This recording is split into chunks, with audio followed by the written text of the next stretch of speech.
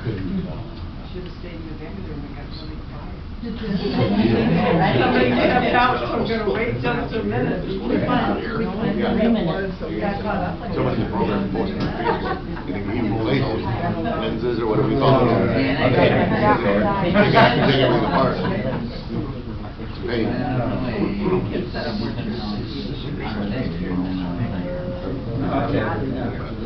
Yeah. I've never seen you. Is that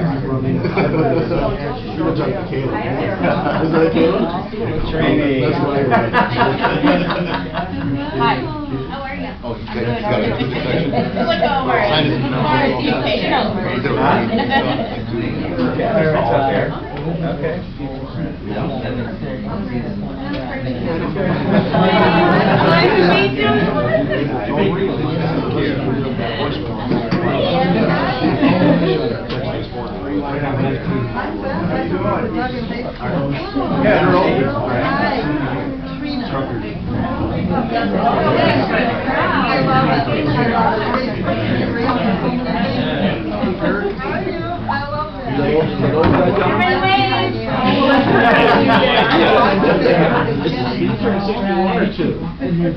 If she gets to take pictures, I get to take pictures. Oh, actually. Yeah, she's got one. Yeah, he's a year older. They smile. Yeah. Don't look right at me. Don't look right at me. I'm not very good at this. Thank you. All right. Well, hello everybody, and welcome to the Sparta Library. We are happy to be hosting Doug tonight. We've been looking forward to this for a long time, and it's so nice to see so many of you have been looking forward to it as well. My name is Leanne, and I've worked at the library since September, so this was brand new. Normally you'd be meeting Cheryl, who I'm not sure how she knows you or how you guys connected with one another, but That is a story into itself. oh, wow. I'll ask about Cheryl for that one. But she is under the weather, and so I am happy to be here. So when I asked Doug what I should say, his sister popped right in and said, "Tell him he's a rabble rouser." And I don't know if I believe that. Maybe I'll get to hear some snatches. But when I asked Doug what to say, he said, I grew up in Casanova, and I came back home to get sober, and there's got to be an awful lot in between that. So that's what you're about to hear about tonight, and thank you. Let's give him a warm welcome.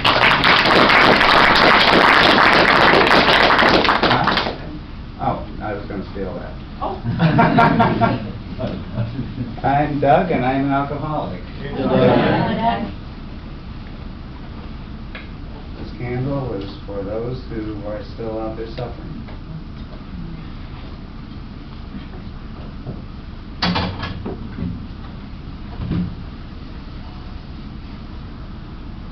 It's kind of emotional in that sort of respect there, because the light itself, it resembles hope. It means hope. Which to me is what the whole program of AA has meant to me, is just being able to go and provide hope when there was none. In the meantime, I wrote a book. A lot of people are kind of shocked at it because it was 696 pages. And anyway, it's like, well, when I said I was going to go and write the chronicles of my life, I wrote the chronicles of my life.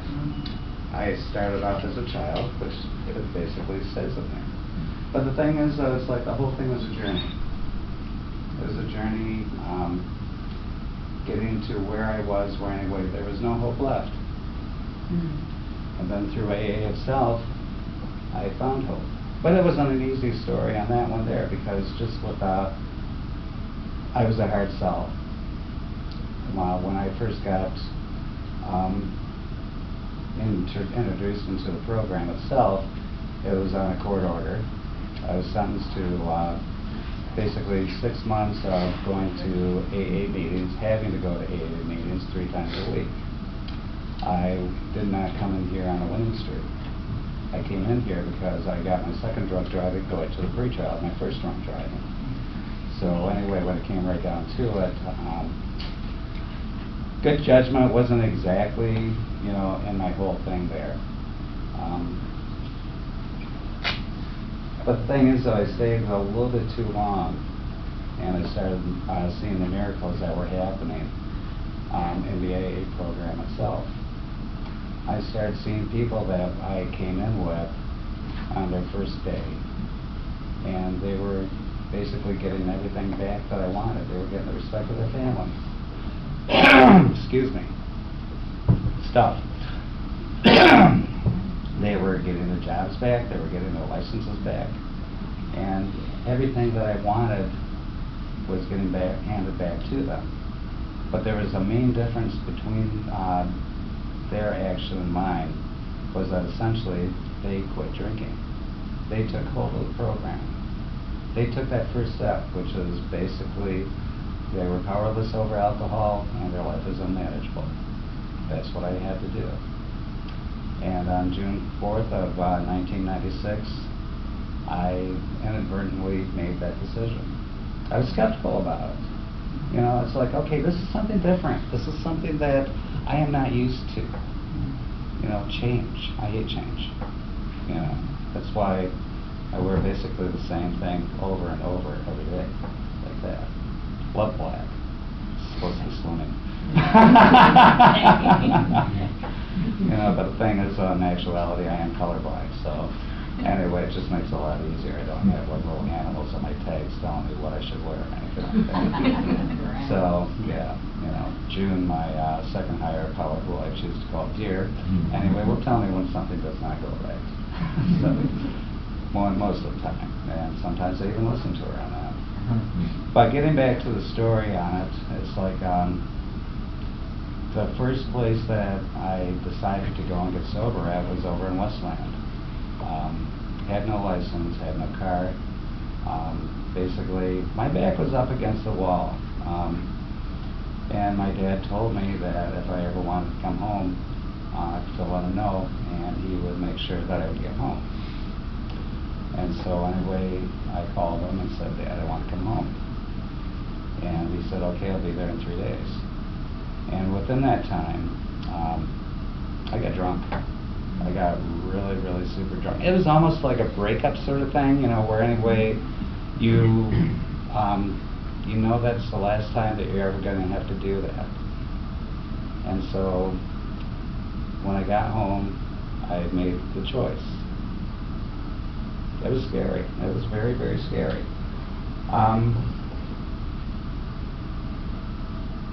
The funny part about going into the journey is like, just with the decision of turning, of admitting that I was powerless over alcohol and that my life is unmanageable.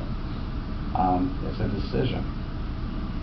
There's a lot of times, when I first got into the program, I kept hearing, it's like, oh, this is when you quit drinking, this is when you quit drinking. It doesn't say anything about quitting drinking on there. It's learning to accept what I am, and I am an alcoholic. And so, just in that part itself, it was a hard time. I struggled. I struggled very, very hard for quite a few years. The nice thing about it is that they have 12 steps that I could work on. And I keep doing them every year, just because it works. And that's what I need to do. And I get it through the program. I get it through people that I talk to on a daily basis. I get it to people that I've experienced with and stuff along that line. It's, just hearing how they can manage to go and cope with something. That is something that you don't get that anywhere else. That's a support system that anyway, if you find it anywhere else on, beyond AA, I suggest hang on to it, because that's going to save your life. AA is not for everybody. I know that. I know a lot of people have gotten sober without AA. But the thing is, it's worked for me. And for that, I'm forever in its debt. I'm forever in the debt with people on the tables. I thank my higher power, who I choose to call God, on a daily basis. I thank him just to be able to go and live the life that I have. And I have a pretty decent life. I like it. The second step, which anyway is like basically deciding to go and turn your, or no, that's, oh, whatever. Anyway, the second step involves, like getting in touch with your spiritual, with your spiritual God and being able to go and actually define it. And that has gone through an evolution throughout the years. And it tells it in there. There's a lot of things that worked for me and a lot of things that didn't work for me. Even tried to go into like the whole spiritual aspect of, there was a guy by the name of Moogie or whatever like that. Has a lot of neat things to say, but the thing is though, it wasn't fulfilling. He was basically repeating a lot of things that, I've already read in the Bible. And so anyway, it's like, yeah, I accepted it. I accept the people that anyway follow his teachings and stuff along that line. But after a while, it's like, okay, that's enough. There's another one, Wayne Dyer, very, very spiritual man. A lot of people have heard of him and stuff along that line. He had a movie out, which anyway talked about, the whole spirituality of it. And one of the things that I will always remember is he got up in the morning, put his feet on the ground, and he said, "Thank you," 3 times. And it's like, that's a good idea.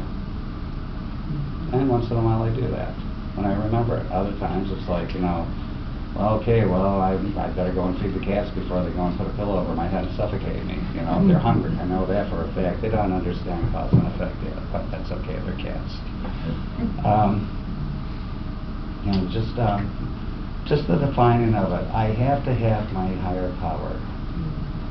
I have to have them on a daily basis. That's my hope.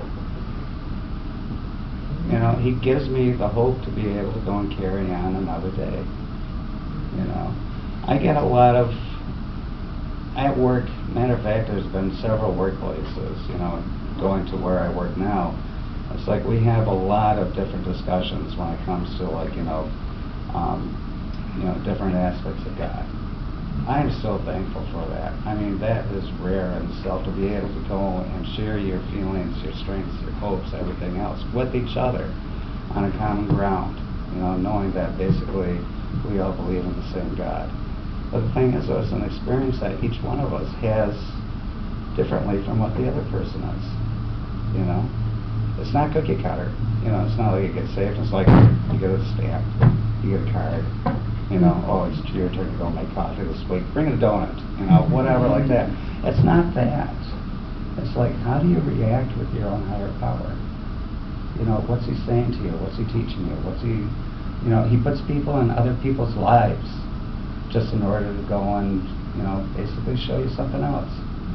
The thing that got to me, it was like over at meetings, it's like, you hear somebody, somebody you can't stand, it's like, oh, he's just, whatever like that. I took his 4th step. I made a judgment. I know exactly what's the matter with the person. Basically, he's an idiot. That's all there is to it. I can't help it. That's just the way he projects himself to me. And then he says something that is so profound and takes me out of whatever rut that I am in at that time.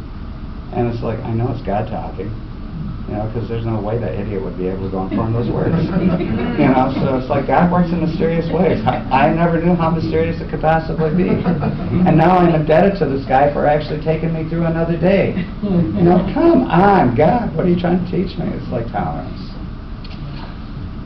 Fine. I'll learn about tolerance. The people who have been in my life, and there's a few of them that are illustrated all the way through there. Joe and Nolan, I worked with them over at Trust Technology over in Cedar Springs. And there's a story in there where anyway it talks about, we used to get like a bonus, every quarter, which is really cool. And everybody's talking about what are they going to do. One of the main things was that anyway, they go to a bar and anyway they go and, cash their checks there. The bar makes sure that they have enough money in order to cover the checks. And they play pool, look high on the log and stuff like that. And, one guy been in there with settlement. It's like, you gonna come with us? No, I'm not gonna come with you. Why not? No, I just want to go home. No big deal whatsoever. And so come about noon, it's like, they're, the talk is starting to get on there. Oh, I'm going to do this with my shed, or I'm going to do this with my house. And, but the thing is, we got to go and start off by going over to the Bowtie Tavern and trying to get one on. And 7 comes up, why did you come with us? I said, no, I would really love to, but I'm sorry, I can't do that. You know, and, okay, well, you know, I asked again. And so anyway, it was getting close to, you know, about our shift end. And they come around with the checks, and they all hand them out and stuff like that. And so we go, you got to come with us. You know, it's like, well, I don't drink. He goes, you don't have to drink. You know, just come over, play a game of pool with us and stuff like that. Now, understand, this is about my 4th year of sobriety. And anyway, it's like, you know, just come on. It's not going to hurt anything whatsoever. You know, it's like, 7, I can't. Well, why can't you? Because I'm an alcoholic. He said, I'm an alcoholic too. I said, no, you're drunk. I am an alcoholic. I can't drink. And anyway, my voice raised up, and I noticed that everything is quiet. And everybody's looking at us. And anyway, he goes, well, at least that explains a lot about you right there. And he turned around and walked away. And then there was another guy that anyway, a local crackhead, he comes up, don't worry, Doug, we all have issues. It's like, oh, thank God. It's like, you know, it's stories like that I remember in that area, you know, that they're good, you know. And anyway, sometimes I'm able to go and relay them to somebody else, and maybe that'll help them, you know. But the main part is that I had to maintain my sobriety. There is nothing else more important in the world than that. That way I know that anyway I can go another day, I can go another week, I can go another month. How long am I going to go? I have no idea. I know a lot. I'm 68 years old. You know, it's like, you know, doctor says, oh, you're in great health. You know, it's like, no, thank you. You've done a great job. But, you know, just, my story is rather anticlimactic. I came from a farm. I came from a decent place. I came from very loving parents. A lot of times you hear the stories and it's like, oh, my dad beat me and my mother beat me and everybody else, the dog beat me and the cat bit me and whatever along that line, and that's why I drink, you know, I'm a social outcast, I'm this, I'm that, and the other thing. My ego was the thing that took me down the most. Somebody didn't believe me. And in my own little 12-year-old brain, it was like, oh my God, I am evil, I can't stand it. And anyway, nobody would believe me because essentially there were people that were drinking on the band bus. I didn't drink on the band bus, but I got implicated in with the rest of them. So you want me to be bad? Fine, I'll be bad. You know, and then after that went on to about maybe another 24 years of basically proving about how bad that I could possibly be. And in the interim, you know, it nearly killed me. My sister, you know, such a saint in itself. They took me over to their house for a while, and anyway, I lived with them. They found out exactly how much I drank. You know, there was a while for it, you know, that anyway, I'd be drunk in the corner of my apartment, and she'd be pounding on the windows trying to get an answer out of me. You know, trying to see if I was home, trying to check up on me, you know, everything else. You know, I know she was praying for me. You know, there was one time when we were going to go to a court proceeding. Anyway, Bonnie loaded me up in the van. And niece Carly was there, you know, as well as the, you know, her sister and, you know, other 2 sisters. And anyway, I don't know if it was planned or anything like that, but, you know, I got into the van. Carly looks at me. You smell like licorice. And it's like, okay, apparently somebody's being schooled in this. She doesn't remember it, but it's something that I remember. It's the little things that I remember on that. It was just an escalation. Somehow, along the line, I drank for 10 years a 5th of vodka a day. Because I believe the whole thing where anyway, vodka doesn't stink. No, you can't smell vodka on one's breath after you drink it. I bought it. You know, people started complaining about my aftershave, so I was like, well, crap, I guess I can smell it. So I was going through the grocery store and found out that, hey, mouthwash is 50 proof. Okay, yeah, I can have a buzz and minty fresh breath both at the same time, no problem at all. That stuff will tear your insides out. I don't recommend that for anybody unless you want them to start drinking. I don't recommend it to them. Hey, if you drink mouthwash, you know, anyway, that's 50 proof, no problem at all. They'll regret that. They will regret that rapidly all the way through there. I don't know. It's like my life is summed up in this. I started a medicine bag on my first year of sobriety because anyway I was into Indians. You know, found out that I'm 132nd, I don't know, what do they usually say around here, Cherokee. I don't know what I am. All I know is that there's a thing which, a little history thing in the family that says, oh, you have a great aunt who was an Indian princess and stuff like that, and she married a doctor in the army, and figuring that was around the Civil War, I still haven't found out whether or not it was the North or for the South. So it's like, okay, yeah, no problem at all. That's why I ended up with dark hair and green eyes. My sister and brother both ended up with dark hair and blue eyes. I tell a story about the woman that gave me this coin here. First one. And anyway, it has like the Serenity Prayer on one side, and it says, this program and all its steps are here to make me feel good. Of course, I wanted this to be a little bit more special, so anyway, I attached an ankh to it, which is the Egyptian symbol of life. And so I figured, okay, I am him. You know what? People around here like me. No problem at all. They gave me a coin. Held on to that for a number of years. I don't know why I still have that. There's a number of coins. This one here.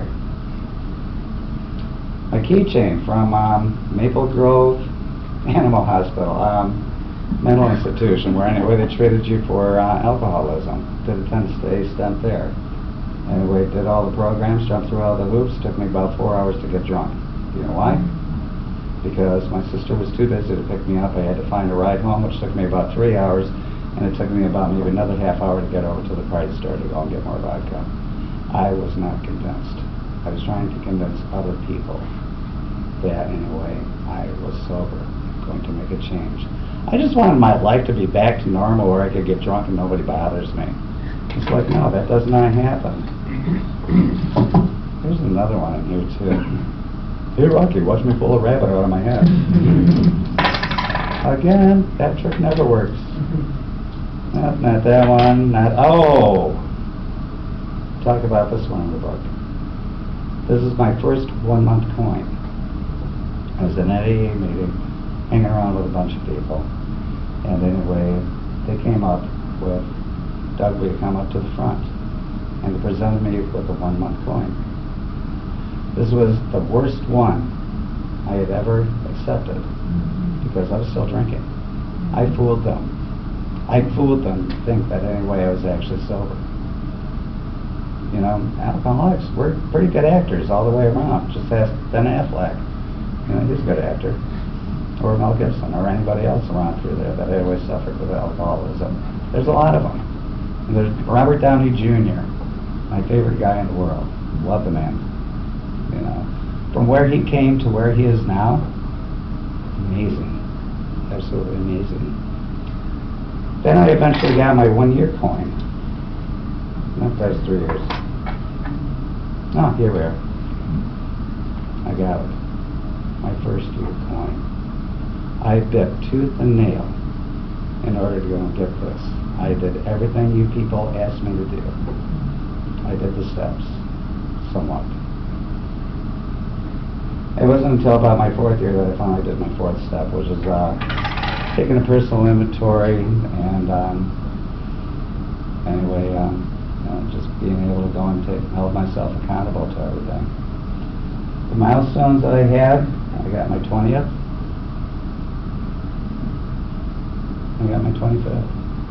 I got it in red because it matched my bike. Not bad, it looked pretty cool there on the keychain. This last time I got my 28th. You know what's funny is that there's a lot of AA meetings that don't have numbers that high. Yeah, and so anyway, it's like everyone I've had going, you know, oh, I got my 28th. Oh, we're sorry, we don't have them in there. Okay, fine, I'll order one myself. At least I know I'll like it anyway. But my story is, like I said, I mean, there's a lot of little things that happened on the journey you know, that got me to where I am today. Yes, you in front? Can you read a page for us? Sure. Just open the book and pick one. Pick one? Pick one. Okay, tell you what. Carol Merrill. Go ahead, put your finger in there. Here we go.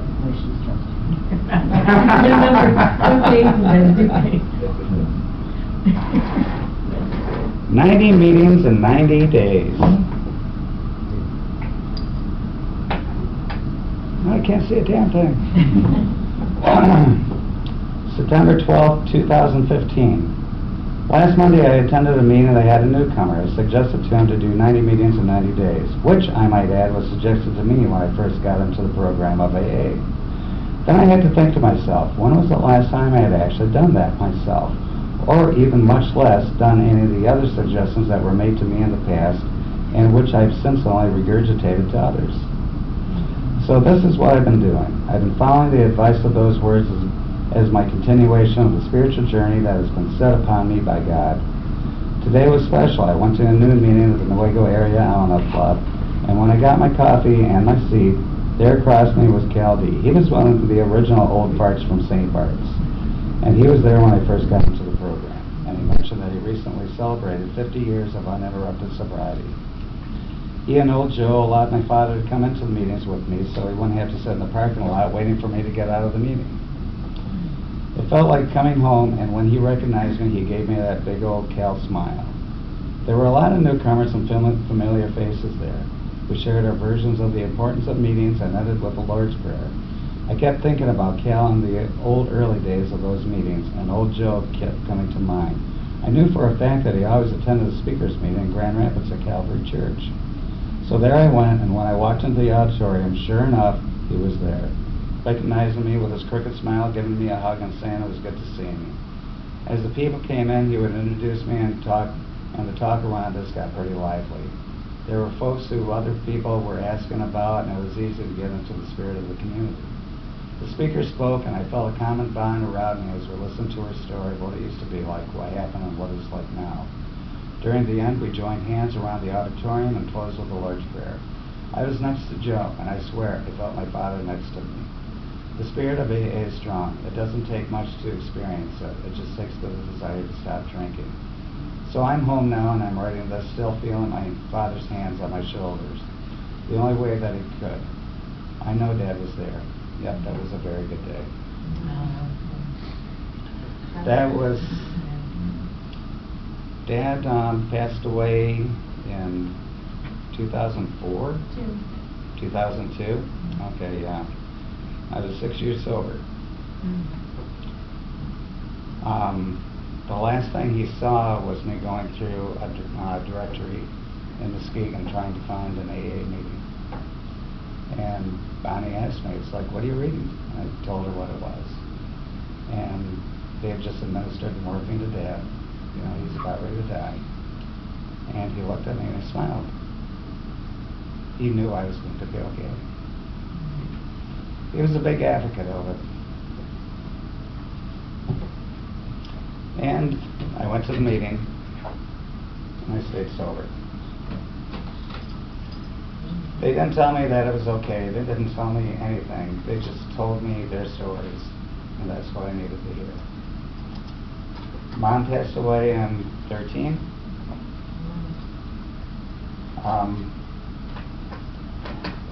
My sister and brother and I were both all there. And anyway, my daughter and I actually got to see her pass away. I still stayed sober.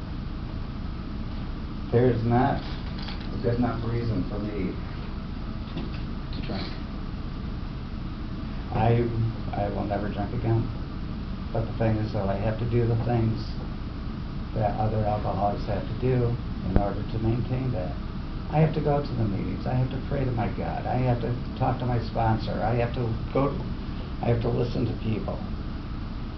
You know, all the AA stuff, the literature, everything else that I had, that I did before, for the 6 years for my father, kept me from drinking.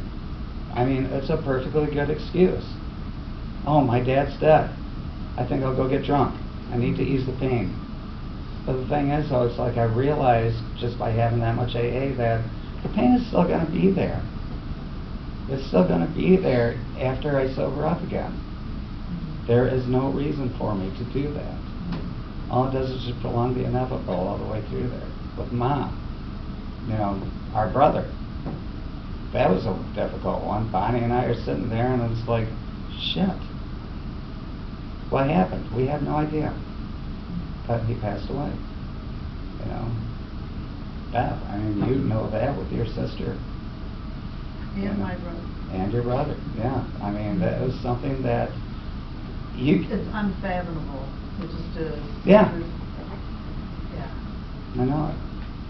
You know, but anybody got any statements, questions, whatever like that, go ahead and just pop up, you know. I remember you from the meetings over at the Swayback Church over there. Yeah. Yeah, we got sober together. Yeah, that was a good meeting. Matter of fact, what was that Wednesday night meeting I found out when I was a GSR for like about 4 weeks. Because it's like, okay, fine. It's like politics, forget it. I'm not good. It's like, God put me back in the trenches. Okay, you're back in the trenches. But I found out that was one of the oldest meetings in Michigan. Yeah, carried, I think it started back in about the mid-40s, right around through there, and it's still going on today. Over at the Lutheran, or was it Lutheran Church or Methodist Church, yeah. You know, but yeah, a lot of good people. But it's, like I said, my story, I don't have like, you know, action scenes like Tom Cruise or anything along that line. I have my little adventures that I take. But the thing is, so it's like, all those things that I've done, you know, is because I'm sober. It's my biggest superpower. It's also my weakest link. Because all it takes is one drink to get me drunk. And that's pretty much about this, you know, tantamount to like suicide in itself. I don't want to go there. I like my life the way it is. I love the people around me. You know, a lot of you made up my past. A lot of you make up my future. It's pretty cool. Cal Dietz was a great man. Cal Dietz was an amazing man. Yeah, he was. Mm-hmm. Traded all for a bottle of beer. Yep, I always get a kick out of one story that I used to talk about. It was like, oh yeah, I'd go and stand in the middle of, you know, a street lamp when I was drunk and not, you know, not even, you know, think a word about, you know, like standing there naked. But, you know, me going into an AA meeting, he was scared to death. But yeah, I saw him get 50 years. It's like, holy crap. You know, it's like an old Joe, I think. He had 54 when he died. Did he? Yeah. Okay, yeah. I was just looking for a picture of his obituary. Yeah. Yeah, old Joe, I got a kick out of him. I asked him one time, so what does it take to be an old fart? He goes, go to meetings, don't drink, and don't die. Okay, yeah, I guess that's pretty good. You know, but, yeah, if you have any questions, please just feel free. You know, so, I have books available. Pardon? Oh, I thought you were mouthing something to me. Yeah, that's what she was saying. But I do have books available for sale if anybody would like to buy a copy. And anyway, it also comes with a special token that I found online, which anyway also has the Phoenix on it, which is out of the ashes along that line there. But if you like any comments, anybody want to share stories like that, you know, I don't dance, so that's out of the question right off the bat there. You know, I do shadow puppets. No, I don't. But anyway, yeah. Hi. So anyway, I'm just finishing up here right now. I'm so sorry. But anyway. Questions? Would you like me to read something else from it to give you an idea? Okay. Big John, are you ready? Ooh, right there. Name one. Ooh. Huh? Yeah, really. He picked about five, I know, he picked about 5 pages all at once with that big old meat hook there. I like to travel. And anyway, being on a motorcycle is the easiest way to do it. And it's kind of fun, you get like the wind in your hair. I mean, you used to have a motorcycle. That's how we met, was just on that night there. And anyway, just meeting people that you meet online has always been a favorite thing of mine to do. Actually getting and sitting across the table from somebody with a cup of coffee that you've seen online. No like buttons, no nothing. You get to see their expressions. You get to see their facial features. You get to hear their voice. That is an amazing thing right there. You know, it's like, geez, if I know they talk like that, I wouldn't let them talk anymore. It's like some of them don't match with it. I'm sure I don't either. I'm normally not this raspy. It's like sue me. Point A to point B, August 6, 2016. It's fun watching my friends travel, especially when I'm about ready to take a trip myself. I was hoping June would come along this time, but she didn't get the time off from work. One friend just moved over from the UK, another is moving back from the UK, and yet another one is transferring from Ireland from the UK. Then you get the domestic relocations. One friend just moved to Alabama from Michigan, and yet another who grew up in Michigan relocated to Alabama and now has migrated again to Oklahoma. So following that trend, I expect my friends, Janet and Doug, to be moving to Oklahoma in the next few years. Not to mention my friend Ed, who I met in Ohio earlier this year, enjoying the time in the villages for a few months. And then he's heading to California for a while. He's also planning to rent a place in the villages for a few months, and then next year, Lord knows where he's going to go to next. All these adventures are going on simultaneously. I love it. Living life the way God has intended it. Folks explore, discover, and see with their own eyes what's out there. And I get to take a boat to Wisconsin the next 10 days to see the kids who relocated from the Detroit area to Minnesota. So there's a piece of my heart as well over there. Life is an adventure. It all depends on which way you want to point your feet and take a step. Let the adventure continue. You know, but that's the whole thing. Life is the adventure. It's what you make of it. What are you going to do next week? What are you going to do next hour? You know, and the people that you interact with, you know, help you with that. Just because it's like they're like the wild card. You don't know what's going to happen with them. It's like all of a sudden you're going to be meeting them. Next thing you know, it's like you blow out a tire.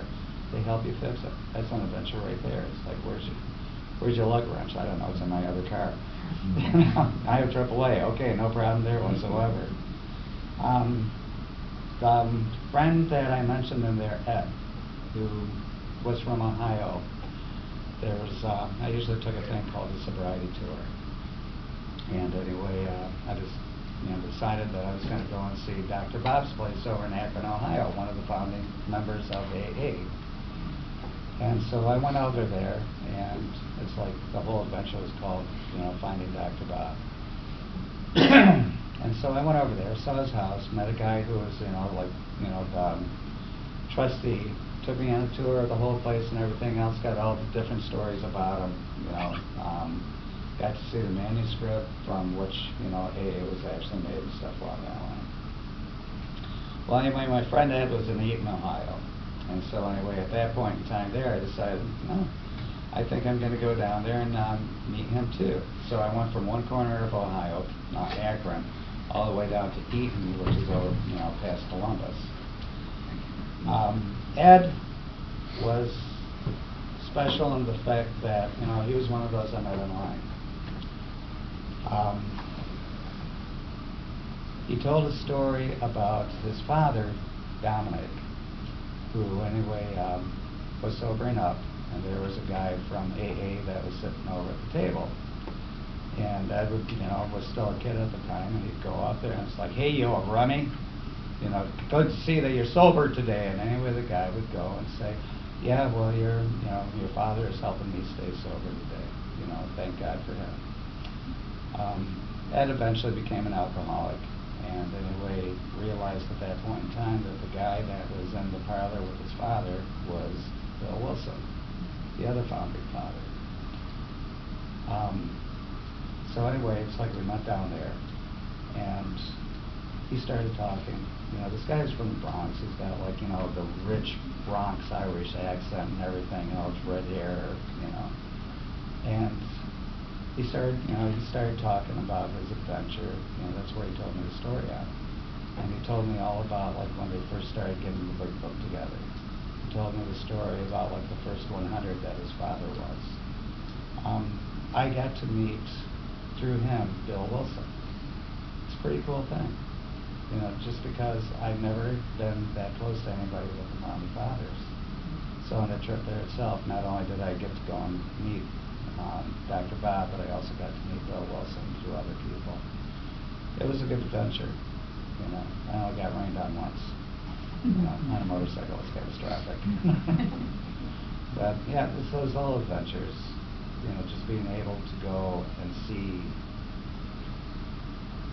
somebody that, you know, it's like Katrina here. I mean, we've known each other for what, about 10 years, something along that line? Facebook. On Facebook. Never met in person. Never First met in time. person. Yep. Never. And yep. It's like keep going over to the place over to Boss Place and stuff along that line. Usually she volunteers doing like, you know, handing out the programs and stuff like that. Oh, I get paid. Oh. Excuse me, let me get my $13 an hour, please, and I can watch all the Broadway Holy shows. cow. Excuse me. And all this time I thought you were just being so charitable.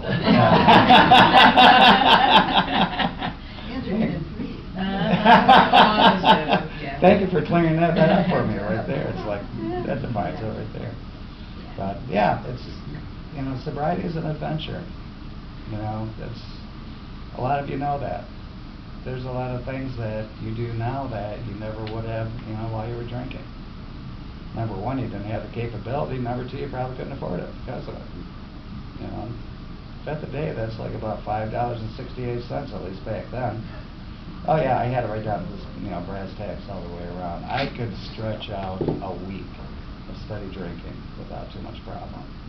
You know, but that's where my head was at that point in time. Anyway, like I said, that's my story. That's part of my story. The rest of it's in the book. So anyway, I appreciate you all coming out here, especially on a night like tonight. This was absolutely, you know, I'm overwhelmed.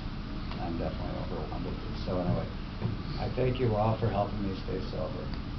I thank you all for being here.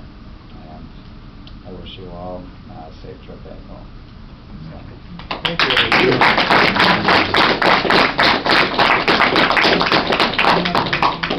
questions, If you have a answers? book that you want signed, Doug will be doing that, but he has books that he brought to sale as well. Yeah. I want to say something. I'm in the book. I'm sure girl, you all are too. But when you get to page 607, let me explain something here. Let me go ahead and read my little spiel. Hello, I'm Katrina. Facebook, Dr. Trina Trina, now Doctor. This is for you, as I got my doctorate. Well, thank you very much. Yeah, so over the years, well, I was an educator, a teacher for many years, and I was getting to the point where I was going to be able to retire. And I was always talking about, I'm going to retire. You know, some people think, well, no, you left, you're 20. No, I've been teaching. And I would say, I've taught for 30 years. And, yeah, and then, but I was like, I retired in my 40s. But he's saying, how could you be in your 40s and retire for 30 years? So he put this in the book, but let me explain that. Because I had to go back what I read. I said, hold on. So he says, a friend of mine, Katrina, is retiring after 30 years of teaching. She says she's still in her 40s, but I had a decent math teacher, and I know the score. I said, hold on, let me explain something here. So back when I started, I actually had 30 years. I had 30 years in the system. I learned when I was teaching early on that we could buy years of service. So but I started teaching, I think I was like 19 or something, whatever. So I did like 28 years or 27, then I, bought the rest of them.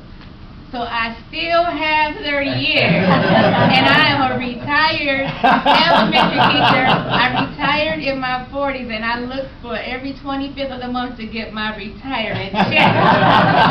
Yeah. So when you see that and you're on 607, like, who is this nut that's talking about she retired after 30 years in her 40s? That's me. Okay. She came all this way to be able to come and explain that. Yeah. The first time to see you in person. I am sorry. I was so angry, like, I'm retired. I did it. And finished my doctorate. Yes. And finished your doctorate, Yes. yep, on top of that. And you were also working for the police department for a while there. Yes, Yeah. and then for the COVID emergency rental assistance, helping people during COVID who couldn't afford their rent, Yeah. and, all of those things. Yeah, I know, amazing. She's got a story. That's all right. You gotta write a book. But I know. I'll be brave as you one day. It's tough, you think about it, you really have to allow yourself the opportunity to be vulnerable. Yeah. Well, that was the funny part about it. How I actually wrote the book itself took like close to about 8 years. Because anyway, I did the Diary of a Madman on Facebook and stuff along that line. I remember. And I started that back in 2014, 2015, I think it was. And, there's like a, small following of it, about 15, 20, 30 people on that line there. And anyway, somebody actually, made the comment, you gotta go and write a book. And I was like, great, I already have the material, written. And so that's what it was. It's basically about maybe a good 6, 7, 8 years of combination, happening before I came around. It took about another year and a half to go and find all the stories. Then it took another 6 months just in order to go and put everything in order. And then my cousin, bless her soul, she did editing. Or she wouldn't, she didn't do editing. She did a lot of proofreading and stuff along that line. She did it for free. It took her a year and a half just to go through, my gibberish that I wrote down on there. I talked to her a little while ago, and it's like, I thank you, I owe you everything. She goes, no, that's fine. I go, so why'd you do it? She goes, I didn't want you to sound like an idiot. It's like, oh, okay. I got a question on your book. Sure. Is it by the pound or the pages? Yeah, well, anyway, I tried to use like the real light paper, but, they only reserve that for Bibles. Yeah, it is pretty, yeah.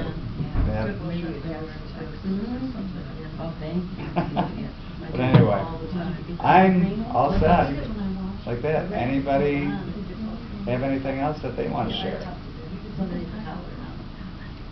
Going once? Going twice? You're released.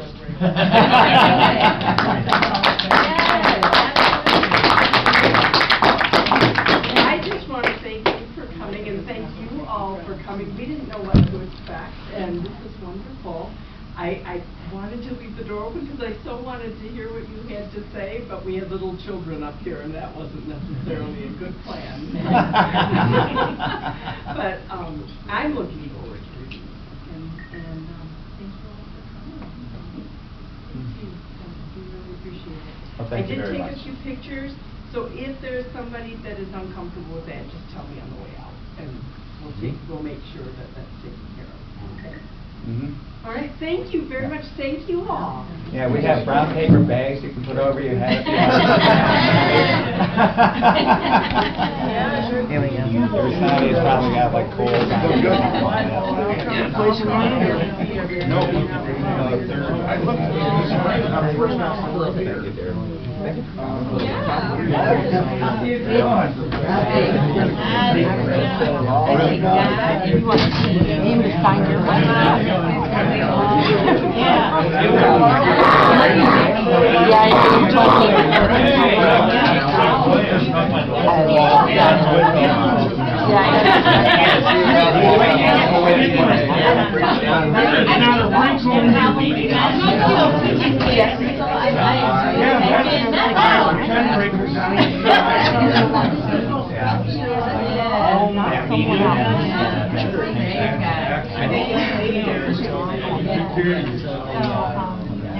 easy back then. Like, there's no way, like, you don't even look 30, like, All right. He went, we were in line in Walmart, and the guy was really. wait, what? He's like, what? Yeah. Little store and that. Yeah. And I was trying to. Right.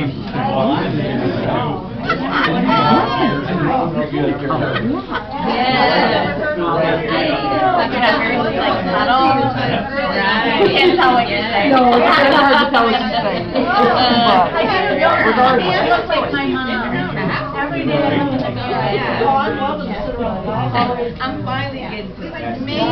Wow. I'm getting a little nip now. Yes, I know, this is. Okay, well, that's, Congratulations. Oh,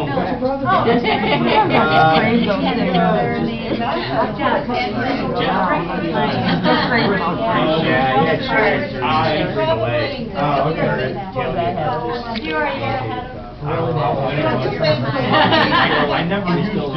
About a year ago, I got back into it. I got into it. And then done.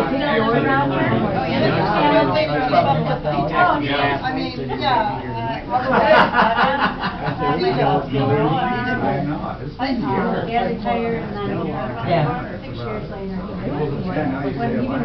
6 years later.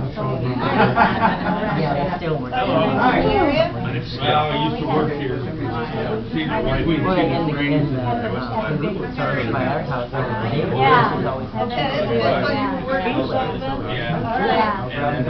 I thought I saw some great My place, the bottom, and it was like 12 bucks. It was just all the like, it was back. It was Okay. always, Yeah, yeah. and then it changed 20, so it was always, you know, but it's like this, boom. It's real close. I'm going dating. Huh? Can't believe that I didn't get it over there. Yeah, exactly. I know, I really.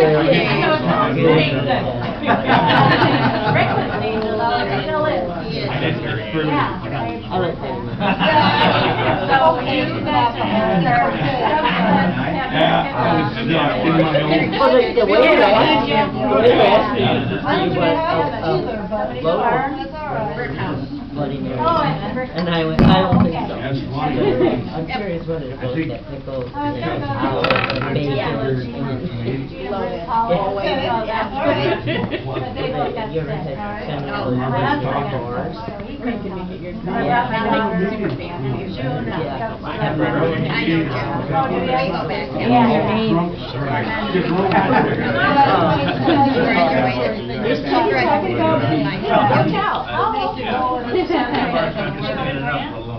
I might just have one of these. Yeah, I don't know, I don't have that. I went to Grand. You went to Yeah. Grand, but you went to I'm tying it all in. And they have great packages too. They never left I see over. that. Thanks for talking to you. Thanks for staying high. The group thing, the support. Want me to get it over for you? I can get it. I got it. So how many days? There we go. I'm gonna start. How many days? I don't. Hey, that's me. I had it on my phone for like a year and a half. Did you? How did you do that? Oh, see, I can't. Because my body was not. In her near. Yeah, as soon as I was able to drive myself places, I always because I did not want to get stuck. And unfortunately, No, I don't know my why I car did is that. down in Oh, yeah. Oh, I know, when it first. Is that thing still going?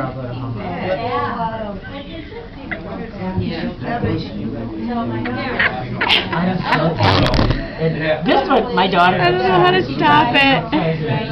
How do I stop it?